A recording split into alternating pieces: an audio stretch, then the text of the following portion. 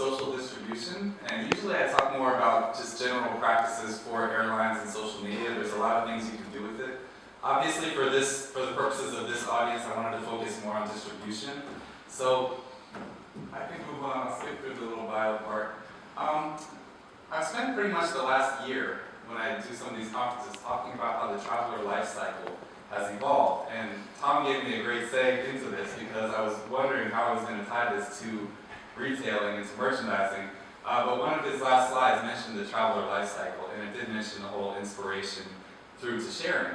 And I think traditionally, when I first started talking about this to airline audiences, I noticed that they're really good at two stages of the cycle. They're really good at the buy. So if I want to buy the flight, whether I go to the website, whether I go to an OTA site, or whether I go to a travel agent, airlines are very good at taking my money. They're even better at the fly. So, you know, if I'm a frequent flyer, you guys know my preferences, what kind of meal I like, I know where to check in, my bag comes out first, things like that. So, unfortunately, prior to the past year or so, that's pretty much where the engagement ends. It's a two-stage cycle, buy, fly, and then I might get an email 6 months later about, you know, we have a new destination or what it might be.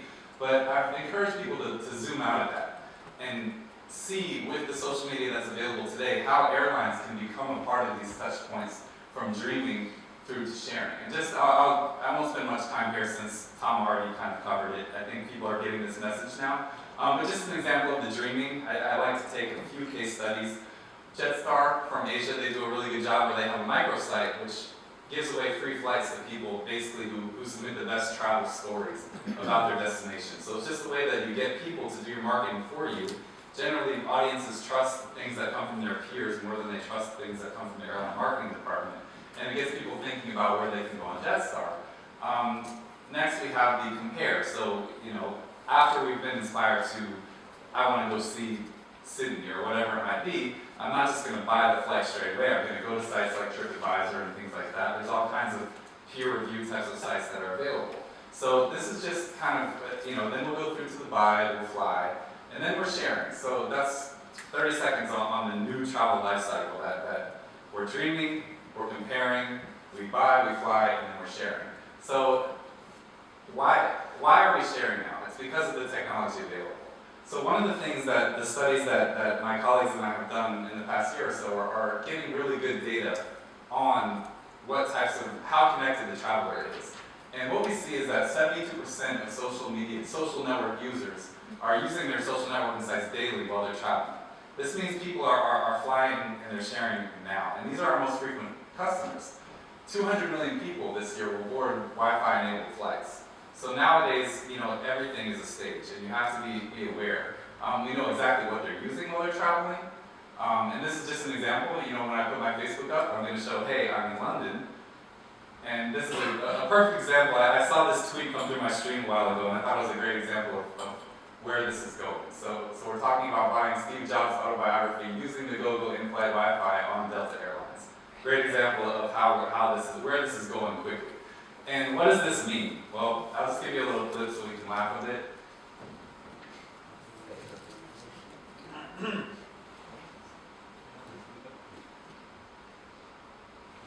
The sound, oh, okay, well, the sound, I guess we're having a problem with the sound. Basically, this is a clip, some of you have probably seen this, Meet the Parents.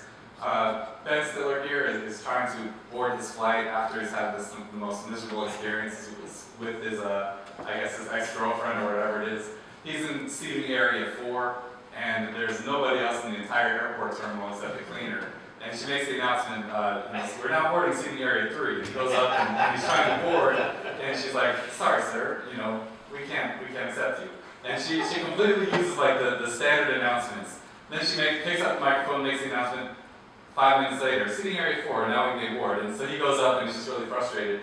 And what this social era means is that we can no longer have completely cookie-cutter processes in place. Because 5 years ago, I wish that you could have seen that example, but 5 years ago, that employee would have gotten perfect reviews. If her boss is evaluating her, did she follow the rules? Absolutely. Was she pleasant and courteous with the customer? Absolutely. She did everything with a smile.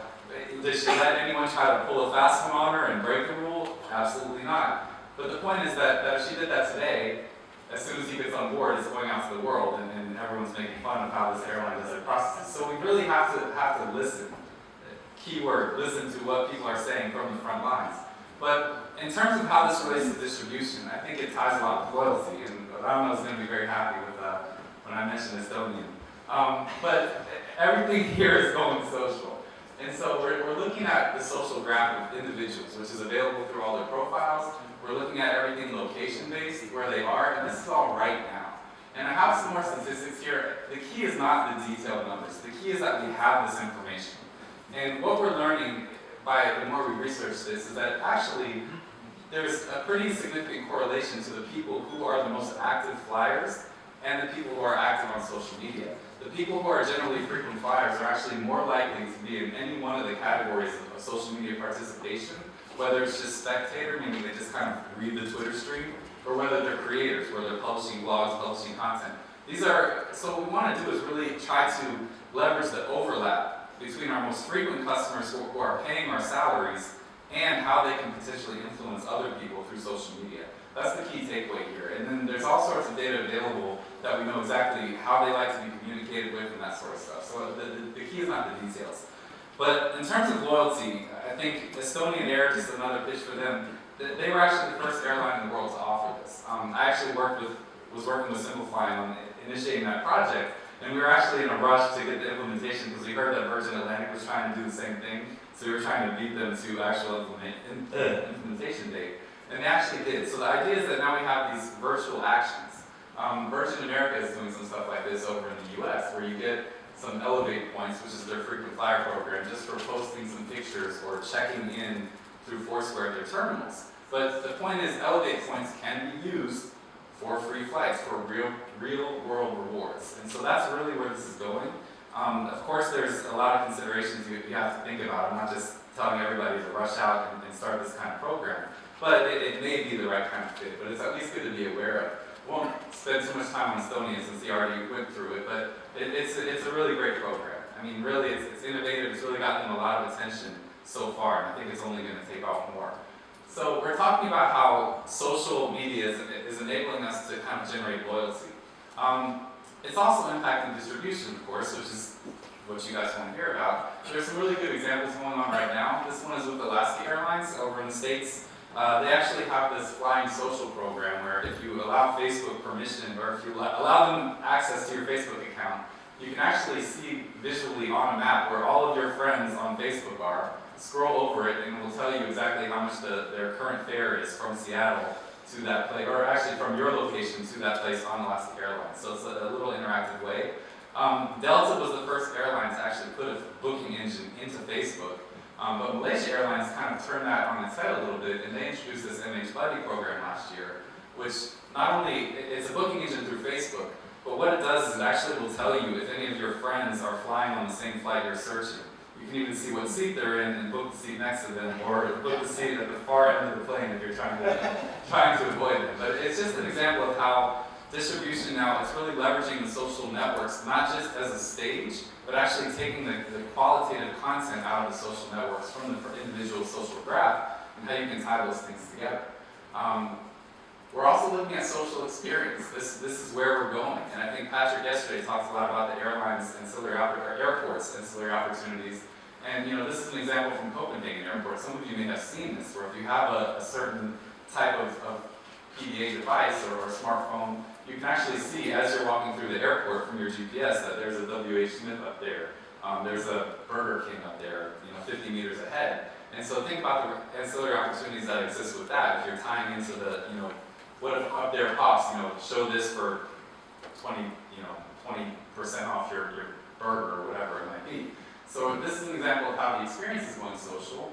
And so really, in terms of the social future, the biggest hang-up that I get, and I'm going to address it now because I'm sure I'm going to be asked about it, but is this whole ROI question. Everybody wants to ask ROI of social media. And it's a little tricky because I've never been asked, when I worked for Qatar Singapore, I was never asked what the ROI is of our email newsletter. I was never asked what the ROI is of our call center. It's a matter, you're asked what the ROI is of a particular campaign you send out. And so the same goes for social media. If you try to ask social media, the best comparison I saw, it's basically like measuring the ROI of a business card. You're not gonna, your business card opens the door to further communication. That's all it does. You're not getting a return from your business card. So I think that, the question I always ask people is, people have been brand marketing for decades, and when I worked for Qatar, we spent God knows how much money on this global campaign that some of you have probably seen the commercials on BBC and CNN. And how do you really measure the return on that? You do some surveying. It's not an exact science, and nor is social media. But what we do know is that companies who are being involved with social media throughout the world are reporting that they're having an increase in customer acquisition rates. So we know that there's something good going on. In terms of measuring it, it's a little tricky. This is a good example I saw from not an airline, but Cisco Corporation. And this is actually a very complex chart, but this is basically their formula for measuring their social media activity. And the point is, you see how many different factors come into play, and it's not going to be a cookie cutter that you can apply. And if any consultant or somebody like myself tries to sell you on their services and say, I can come up with a perfect formula for your ROI, and they're full of it, because none of us can. And none of us can predict the future. We can, however, listen to what each individual company's needs are and then come up with the best kind of tailored approach to that. So it's really a matter of what your goals are, and there's a few basic categories that, of course, are going to show up through pretty much any company's evaluation process, from frequency, reach, yield. But again, I want to be very quick. And then about the future with this social thing. Is it necessary? And this is another thing that I can't stand. A lot of my colleagues have been harping on, that you need to be on Facebook, you need to be on Twitter. You absolutely do not. The bell cow example is my first airline, Singapore Airlines. Awful with social media. They just got an iPhone app last year. Their booking engine on their website is pretty awful. It's the best airline in the world. Keyword or key takeaway, your best marketing with all the social era is still getting your product right, end of the day. But if you are going to participate in social media, the key is really asking yourselves, what do we want to accomplish there? There's so many different things you can accomplish through social media. And it's not going to be the same for everybody. So just one really quick example I like to give also. I don't know why I'm having issues with the sound. Is it? It's not set up for sound on this. Okay, alright, I must have put this together. There must have been a mistake with the crossover. But this is a little 45-second YouTube clip from Hotels.com, and it's called Extreme Booking. And what the guy does is he goes skydiving, jumps out of a plane, and he tries to book the hotel on the ground where he's landing before he hits the ground. And the reason it's a great example, it's catchy, it went viral because you don't often see a guy jumping out of a plane and using a smartphone. But the key is that what they wanted to communicate with this was that Hotels.com has the fastest booking engine. And how creative a way is this to have a guy booking it while he's jumping out of an aircraft? So I think, it's just a really good short example about how you really need to ask yourself what you want to accomplish, and then kind of come up with some creative ways from there. So in terms of some ideas of distribution, I think a lot of it is going to be in leveraging social media through partnerships, like the airport example.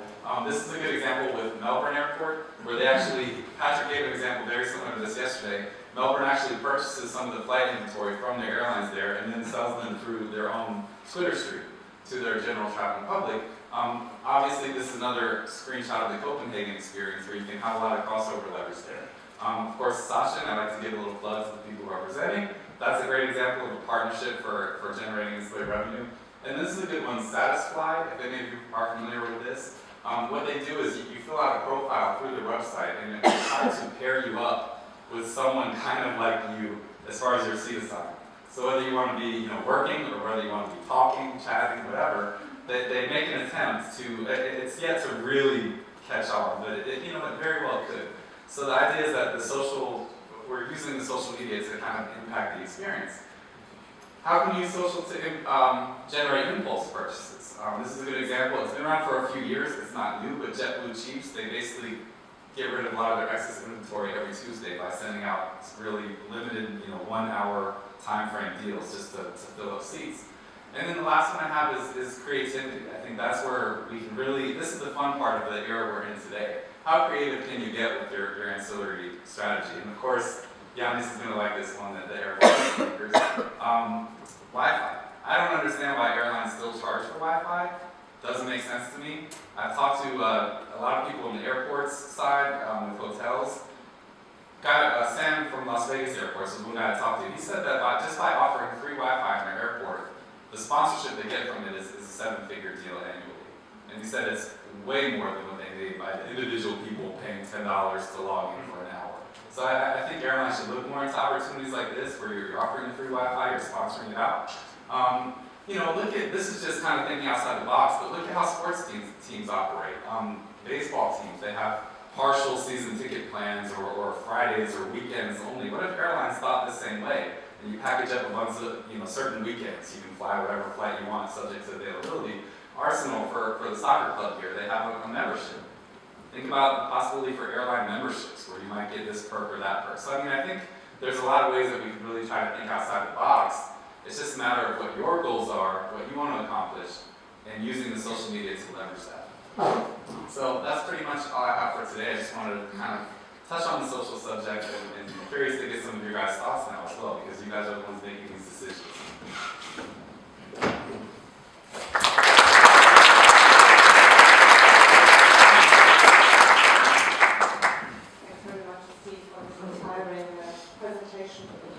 We don't have too much time for questions. Is the assumption right from your side that airlines that are saying we still don't enter social media, it could be too dangerous, there could be negative items coming up, that you would say it's almost a must to enter, not only for ancillaries, but even for general communication? I still don't say that it is a must, because like I said, the example I said was Singapore, that they're not really active at all. But their product is their product, and they don't need to be. And so the problem is, I think the biggest thing that the airlines don't think about is that when you open the channel, you have to be prepared to answer the call. And so some airlines are starting to welcome customer service inquiries through. So I'm trapped at the airport, my flight was delayed, and I don't know how I'm going to get home, and I'm tweeting. And the problem with that is, there was some graphic we studied last year about how something like 11% of tweets to airlines are actually replied to. And can you imagine if you answered 11% of the calls to your call center? You have to think in the same way. So if you're going to open the channel, you have to be prepared to answer the channel. And so there's not necessarily harm in not participating. It's just if you are, you better back it up. There's also that if you don't, then customers will, and you will be on it anyways. Well, it's true. And another example, with Singapore today, obviously they're still making the majority of their money from people that maybe aren't the most socially active, but the people who are the kids growing up with it today are the business travelers of tomorrow. But I can confirm that it's like sports. There are people who are like living in it, and they are answering to these tweets and all those things 24/7. Right. So that's what we got to do. For the interest of time, because we don't want to shorten the coffee break too much, let's just ask the audience for questions. Okay, there's a question in the back. Hi, Alex Thomas from Airline Business. Steve, just expanding what you were saying there, you were saying if you do enter social media, what are the sort of and we've seen recently in the press some big examples of social media campaigns going wrong for companies, McDonald's having to withdraw its advertising after all those negative comments on its Twitter hashtag. What would you say are sort of minimum levels of resources an airline needs to invest in social media if it is going to go down that route? Again, that just varies what they're going to do. I think you're right, everyone at least needs to be aware of it. In the airline industry, a great comparison to that one was, I don't know if any of you saw the United Breaks Guitars thing. Anyone see that video? Guy had his guitar broken, and he made a song about it, and they weren't helping him as far as getting it fixed or getting compensation. He did a creative little catchy song and video. It generated 11 million views on YouTube. So, I think at the very minimum, you need to be aware of it, but that's not necessarily a really time-consuming thing. There's a lot of analytics programs that are available. A lot of them are free, where you can just have one or two people literally, spending an hour or two a day kind of just reading everything that's being said about you so you can recognize that there's an emergency. But again, if you're going to open the door to some customer service, real-time, things like that, then you need a full department. And I don't know if there's any KLM folks here. Last time I talked to them, they have actually, I think it's 23 full-time staff just on social media. And that's the largest team that I'm aware of in the industry today, but there's going to be a lot more of that.